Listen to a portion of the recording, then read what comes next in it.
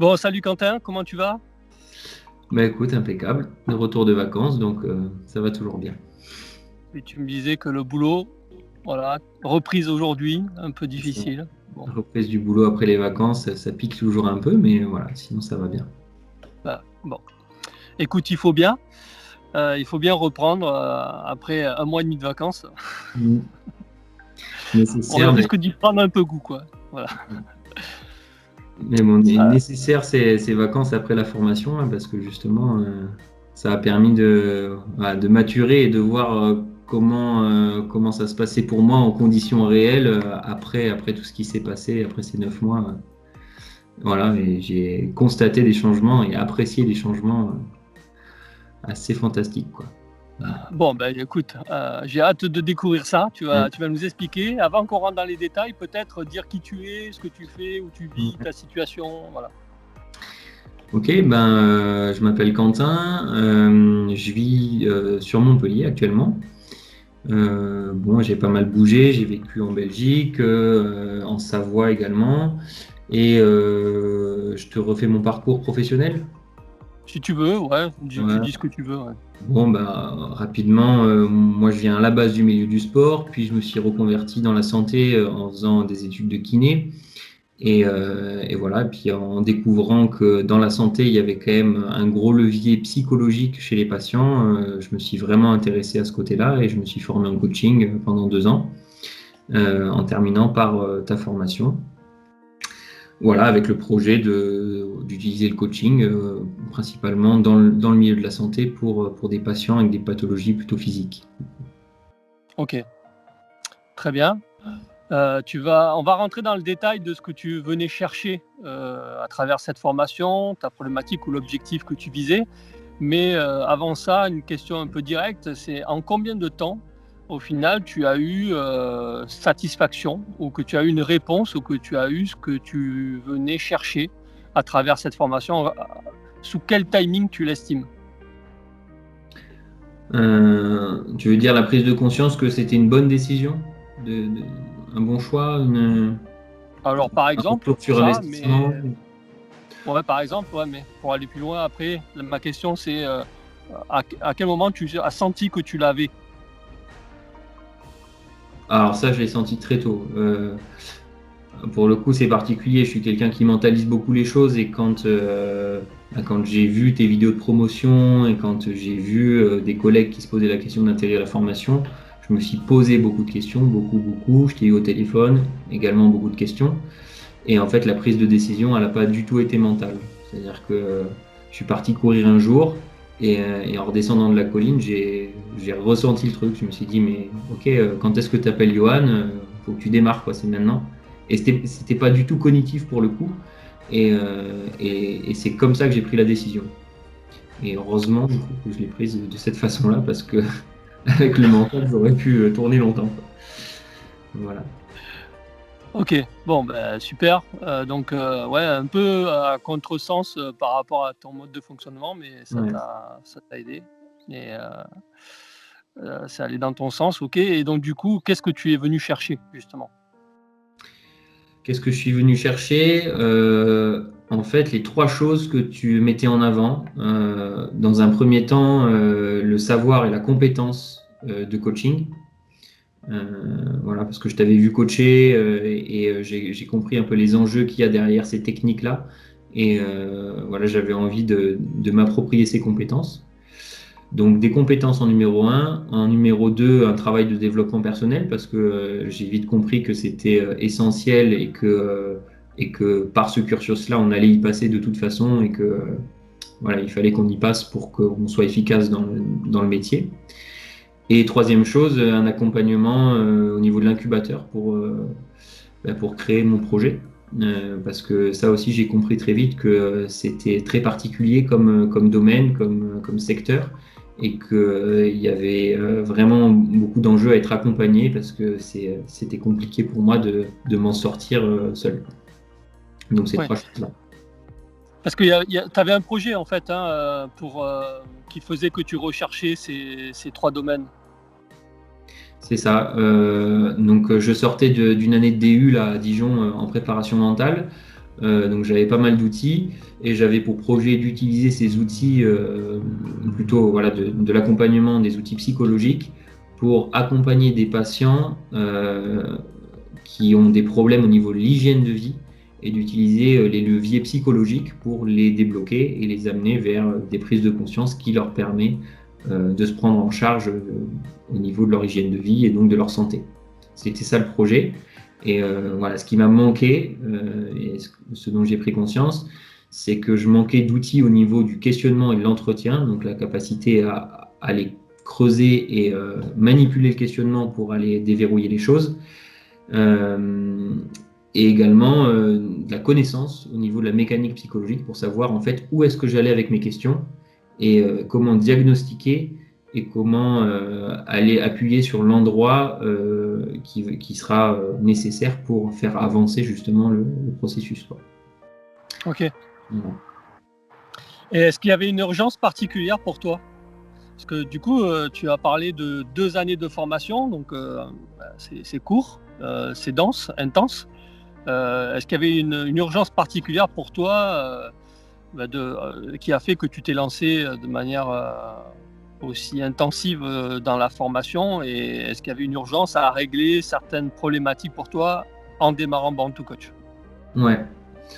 Alors, l'urgence, elle n'était pas du fait de devoir me former vite parce que j'adore me former. L'urgence, elle était plutôt au niveau financier parce que je sortais justement de 8 ans d'études et de formation et qu'il était temps d'avoir un retour sur investissement et de faire valoir mes compétences financièrement. Et en fait, j'ai compris que les formations que j'avais faites, qui étaient assez poussées dans un certain sens, étaient extrêmement théoriques et qu'il me fallait de la compétence concrète pour pouvoir mettre en application ces connaissances sur le terrain. Donc c'est exactement ça que je suis allé chercher avec Born to Coach. Voilà, l'urgence, c'était de pouvoir mettre en application la théorie que j'avais dans ma tête depuis 8, 9, 10 ans, quoi. Ok. Et justement, avec Born to Coach, tu es arrivé à faire l'amalgame avec justement ce que tu avais appris en théorie. Ça t'a apporté du concret. Et qu'est-ce qu'il en ressort du coup avec ce côté pragmatique plus que théorique pour toi? Ouais, c'est exactement ça qui s'est passé, quoi. C'est-à-dire que j'en suis sorti avec des compétences très concrètes parce que la formation apporte énormément de pratique, donc de mise en situation. Donc on est obligé de se confronter au réel et ça fait avancer énormément. Et après, je ne saurais pas trop l'expliquer, mais il s'est passé quelque chose parce que voilà, toutes les connaissances qui étaient rangées dans ma tête, elles se sont organisées en lien avec le réel, elles sont devenues opérationnelles en fait. Et donc, dans le coaching, je me suis retrouvé à manipuler, conceptualiser et utiliser mes connaissances et à les rendre opérationnelles par le questionnement, par l'accompagnement. Et bon, je ne saurais pas trop dire exactement comment ça se fait, c'était le bon moment, quoi. C'était vraiment le bon moment. Ok. Et cette alchimie là dont tu parles, Ouais. euh, au bout de combien de temps tu as été satisfait de ce résultat? Alors très vite avec le premier présentiel, je me suis rendu compte que c'était efficace, que j'étais au bon endroit. C'était peut-être ça la réponse à ta première question. C'est vraiment à la sortie du premier présentiel. Je me rappelle, j'étais dans le train et un peu sous le choc en me disant putain, c'est exactement ça que je suis venu chercher. Et, euh, et après, par contre, quand est-ce que c'est devenu opérationnel et efficace hein, après quelques autres présentiels, parce que au début, on commence à coacher, mais sans vraiment connaître, sans vraiment savoir, on tâtonne, etc. On voit qu'on peut percuter avec des questions, mais on ne sait pas trop comment on percute ni pourquoi. Et finalement, quand on commence à comprendre exactement dans quel océan on navigue, je sais pas, je dirais après l'énéagramme. Ouais, sur les sessions de pro coach, quoi, vers février, où là tu commences à manipuler le truc et à être à l'aise avec le process. Et quand tu commences à te régaler en fait en coaching, à voir que tu sais où tu vas, tu vises quelque chose et tu arrives à l'atteindre rapidement, c'est juste un régal, quoi. Et là, voilà, j'ai senti assez rapidement, à partir du milieu de la formation, que je commençais à prendre de l'aise avec le processus. Ok, ouais, donc c'est en 4-5 mois finalement que tu as eu le sentiment finalement d'avoir une maîtrise sur la stratégie d'entretien de coaching et, Ouais. sur ta pratique. Ok, Ouais. Cool. Ouais. Cool. Après 8 ans de théorie, en 4 mois d'arriver à générer la quintessence de tout ça. Super. Alors maintenant, la question, c'est, bon, ça c'est ce que tu as vu pendant la formation. On y reviendra parce qu'il y a toujours un passage un peu délicat dans la formation sur lequel on peut revenir. Par contre, qu'est-ce qui t'a motivé à démarrer, à embarquer et à prendre cette formation? Pourquoi cette formation et pourquoi moi? Alors, moi, je t'avais rencontré donc sur le DU que j'avais fait l'année d'avant, sur la session qu'on avait fait à Chamonix, là. Et donc, j'avais eu l'occasion de faire un exercice avec toi, j'avais eu l'occasion de te voir en action, d'observer comment tu fonctionnais.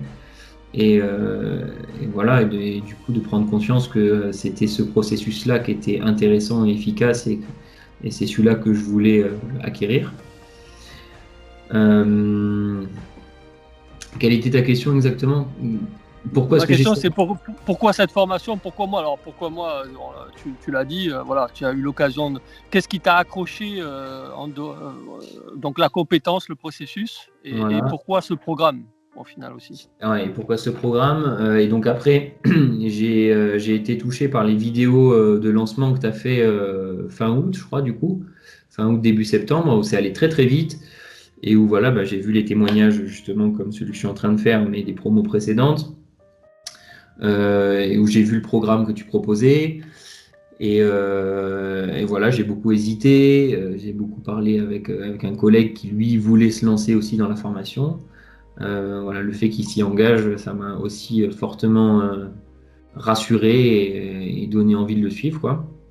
Ouais. Voilà, il y a toutes ces choses-là qui, finalement, mises bout à bout, ont fait que j'ai pris la décision, quoi. À la suite d'un footing qui te dit, bon, il faut que j'y aille, quoi. Exactement. Ok. Ça marche. Donc un petit peu de maturation, voilà, l'envie après m'avoir vu faire après Dijon, Chamonix plutôt, le DU, voilà, un petit peu de maturation, les vidéos et puis derrière un peu, tu en as parlé et puis tu t'es dit après un footing fallait que tu y ailles, donc finalement une décision assez rapide. C'est ça. Ok. Par quoi toi personnellement es-tu passé, qui a été délicat, qu'on pourrait qualifier de délicat pendant cette formation? On parlait de compétences, donc que tu étais venu chercher. Sur un plan personnel, développement personnel, est-ce que tu as connu un passage délicat? Est-ce qu'il y a eu un passage qui a été un peu plus dur pour toi, ce qui est différent pour chaque personne, mais pour toi, voilà. Est-ce qu'il y a eu un passage un peu délicat pendant la formation pour toi? Ouais. Alors, c'est intéressant comme question parce que moi, j'ai vu beaucoup de mes collègues de promo se prendre des murs et des bus, comme on l'a dit un peu toute l'année, à prendre conscience, en fait, beaucoup sur la période de l'énéagramme, parce que c'est là où on découvre, en fait, les personnalités et les modes de fonctionnement de chacun. Et du coup, on découvre son mode de conditionnement, finalement. Et quand on le découvre, ça fait très mal, parce qu'on comprend que ça fait des années qu'on fonctionne enfermé là-dedans.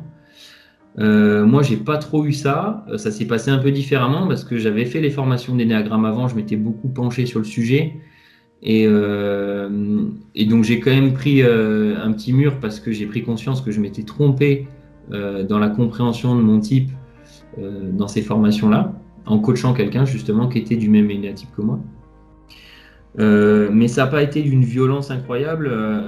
Ça a été une prise de conscience et ça a été super intéressant et ça a été très moteur pour la suite parce que en fait, dès le début, je savais qu'on est tous finalement conditionnés par un certain mode de fonctionnement et qu'on voit le monde à travers une certaine grille. Et donc, passer d'une grille à l'autre, ça ne m'a pas fondamentalement dérangé parce que je savais qu'on était déjà finalement enfermé et qu'il s'agissait de se libérer de ça. Et du coup, je dirais aujourd'hui que là où j'ai pris la plus grosse claque, c'est sur la dernière semaine, là, quand on a fait le résidentiel en Dordogne. et qu'on a fait ce coaching tous ensemble où on s'est balancé des questions à tour de rôle sur un processus super intéressant et où en fait j'ai pris conscience qu'il était temps pour moi de changer de voie au niveau du boulot et de comprendre que voilà, la gym, là où j'étais avant, parce que j'ai été entraîneur de gym pendant des années, c'était pas ma voie, quoi. C'était pas moi qui l'avais choisi et que aujourd'hui j'avais la liberté de choisir autre chose et que j'avais envie de choisir le coaching. Et en fait, c'est con parce que ça, je le savais plus ou moins avant, mais j'en ai pris conscience physiquement à ce moment-là. Et ça change tout parce que voilà, du coup, tu repars sur une vie qui a un autre sens, avec d'autres objectifs. Voilà. Mais cette prise de conscience-là, sur le coup, elle a quand même été rude, même si ça a été très bref. Et du coup, c'est un peu ça que j'ai métabolisé là pendant ces 2 mois de vacances et que j'ai accepté complètement. Ouais, ça fait un bien fou en fait. Ça décharge les épaules, quoi. Ouais. Tu parles là d'un exercice assez périlleux et délicat, très intéressant, mais assez, assez, Engagé. assez engagé, ouais. Ouais, C'est pour ça qu'on le fait qu'à la fin. ouais. Mais bon, super, top, voilà, dans l'esprit coaching, bien sûr. Alors, tu parles justement de ce qui s'est passé pour toi sur ces vacances. Voilà. Quels sont les résultats concrets et mesurables après cette formation que tu as constaté et que tu as justement métabolisé, comme tu l'as dit. Voilà. Qu'est-ce qui s'est passé de concret, de mesurable pour toi?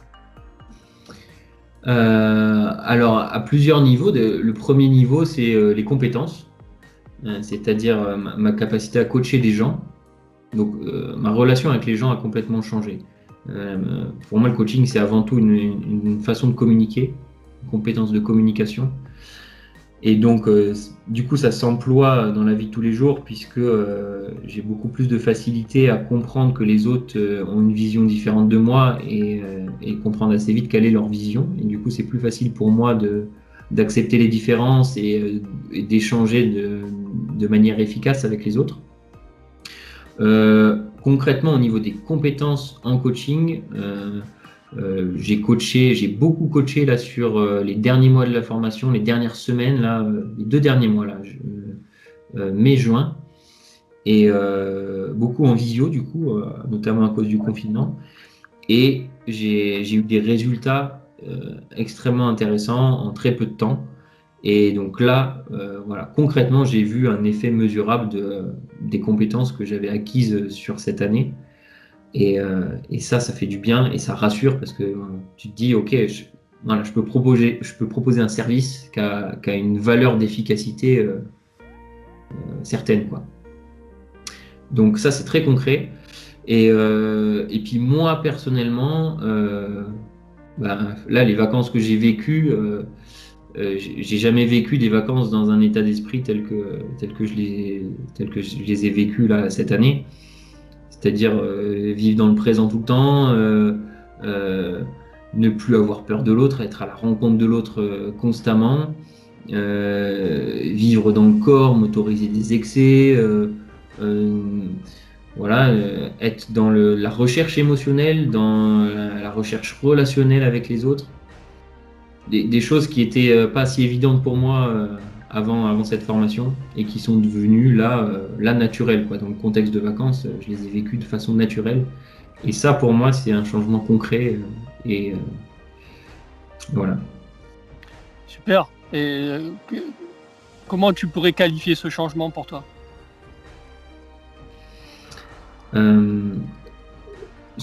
Personnel ou professionnel, du coup? Là, sur ce que tu venais de dire personnellement. Libérateur. Libérateur. J'ai plus l'impression de m'être libéré de choses qui m'empêchaient finalement de vivre le réel tel que je le souhaite, plutôt que d'avoir acquis des choses qui me permettent de le faire. Donc vraiment, voilà, me libérer de poids, de croyances, de peur, de toutes ces choses-là, quoi.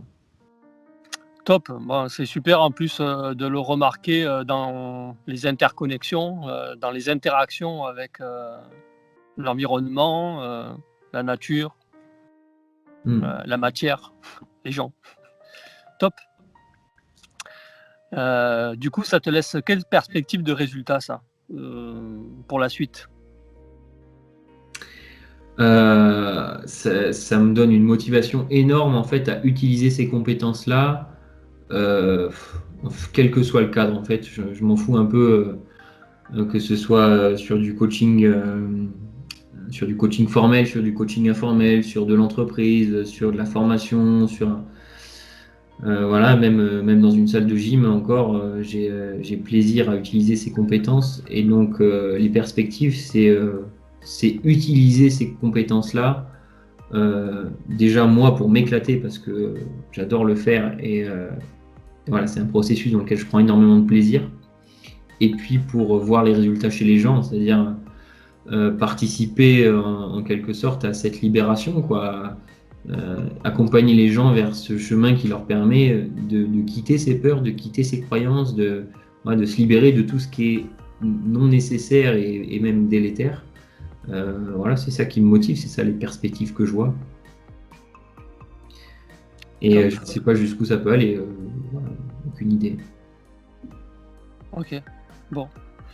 En tout cas, voilà, ce dont tu parles là, c'est d'incarner finalement ces compétences et de te les approprier et que ça fasse qu'un finalement personnellement et professionnellement, quoi. C'est ce que finalement tu dis. Oui. Bon, ben écoute, super. Je te remercie pour ton regard que tu apportes. C'est toujours très important pour les personnes qui, comme tu l'as fait l'année dernière, Ouais, c'est clair. d'avoir des témoignages sur le vécu, voilà, parce que c'est vrai que donc moi j'explique effectivement, mais bon, on peut estimer que je peux avoir un intérêt dans mes explications, mais au moins toi, voilà, c'est assez neutre comme c'est neutre comme partage. Tu n'as pas d'intérêt à promouvoir, si ce n'est que de faire en sorte que les gens connaissent la même aventure que toi et cette formidable libération dont tu parles, voilà, dont tout le monde parle. Je te remercie beaucoup pour ce témoignage et pour le temps que tu viens de prendre. Avec grand plaisir, pas de souci. Ça fait toujours plaisir de revenir un peu sur ce qui s'est passé, et de revivre un peu les émotions et tout, c'est cool.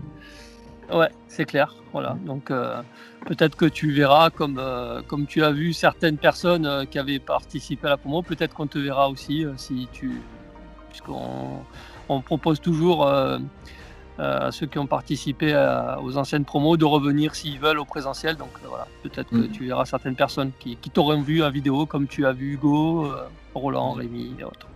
Ouais.